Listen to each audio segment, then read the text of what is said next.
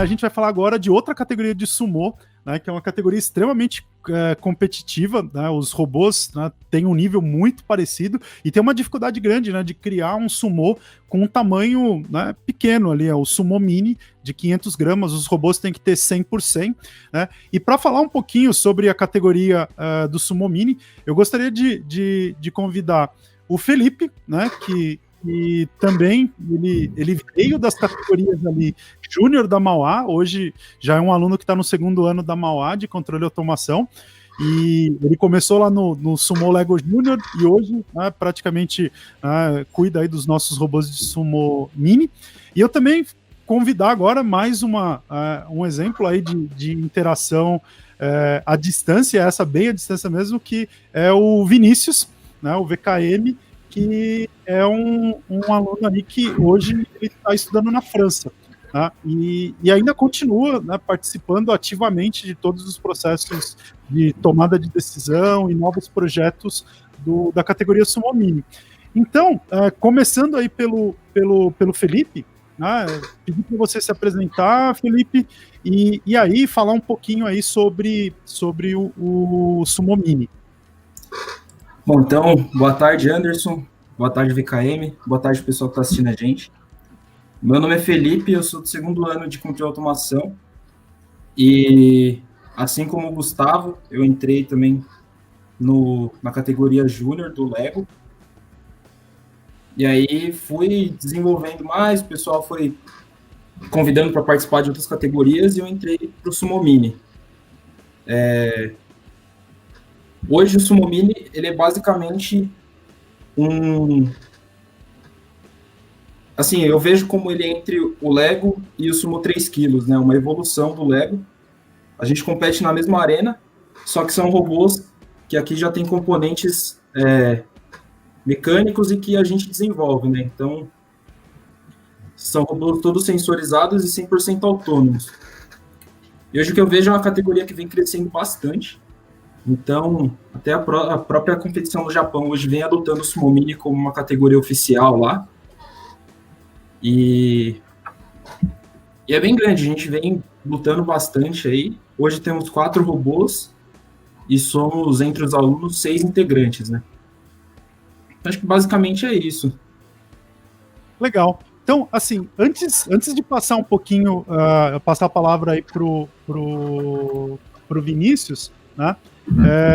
Eu queria mostrar um vídeo, né, do Sumo Mini, da primeira vez que teve um projeto piloto aí de competição, foi quando o pessoal do Japão, né, resolveu fazer um piloto do projeto de Sumo Mini lá, né, e esse ano já seria o primeiro ano que teria uma categoria oficial no torneio mundial lá do Japão de Sumo Mini, mas devido aí à pandemia, né, a gente né, foi cancelado o torneio, né, então ano que vem estreia a categoria de Sumo Mini.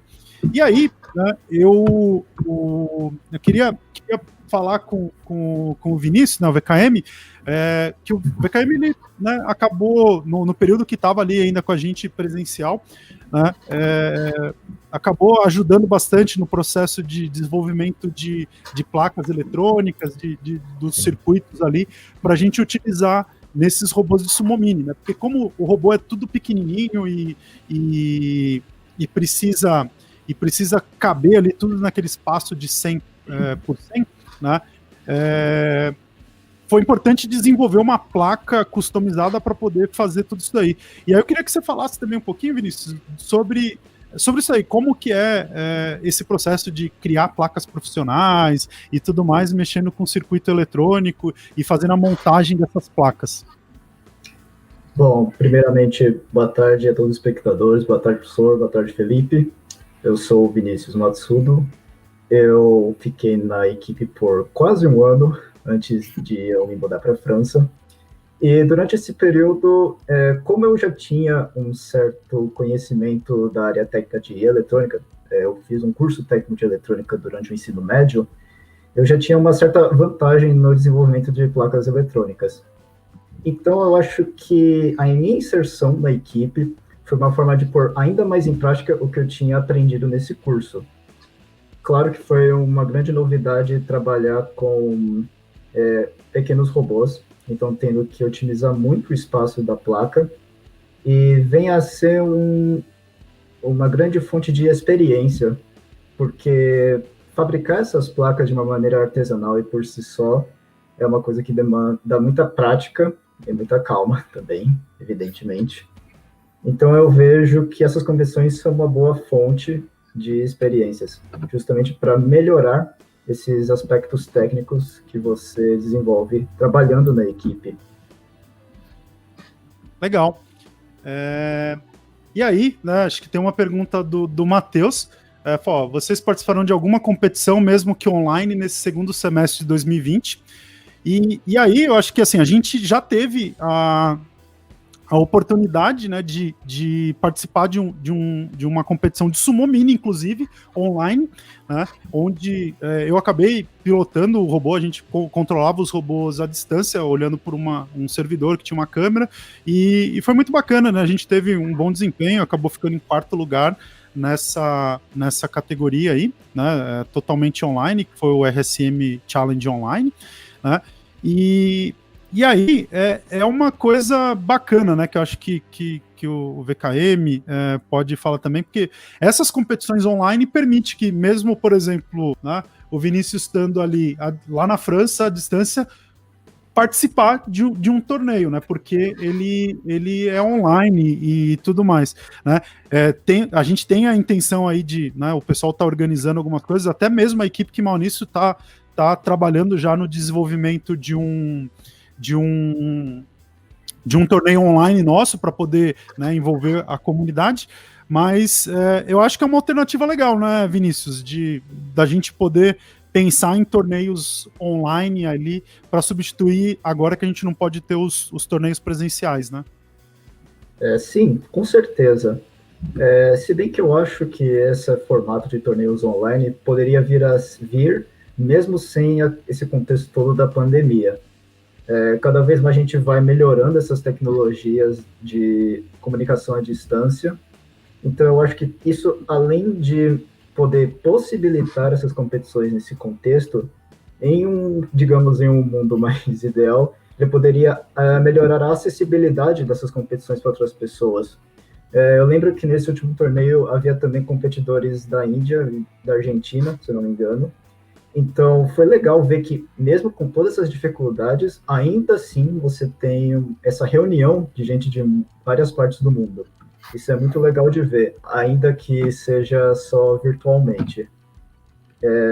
Quanto à participação em desenvolvimento de projetos, na minha situação eu só trabalho participando um pouco de discussões, eu realmente não acompanho diretamente os projetos da fabricação da parte técnica, mas eu gosto muito de acompanhar como eles estão crescendo, porque aí provavelmente, se um dia eu retornar, eu vou poder pegar esse gancho e dar continuidade. Afinal, acredito que é sempre bom ter em mente o que está acontecendo. Mesmo que não possa atuar no momento, pode ser uma oportunidade que se apareça depois.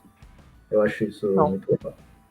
Legal, obrigado, Vinícius. E aí, só para a gente fechar, né, a participação do Sumo Mini, né, se o Felipe aí pudesse falar, na sua opinião, qual que é a principal dificuldade e o que a gente precisa fazer de diferente para poder conseguir um desempenho melhor nessa categoria de Sumo Mini aí?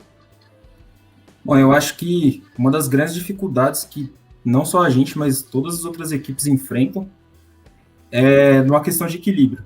Da gente equilibrar a potência do robô, as dimensões, a distribuição de peso, para que ele tenha realmente melhor desempenho, porque como a gente usa lâminas na frente do nosso robô para poder entrar por baixo do adversário, a gente tem que compensar isso para manter ela sempre no chão, o mais próximo possível, né?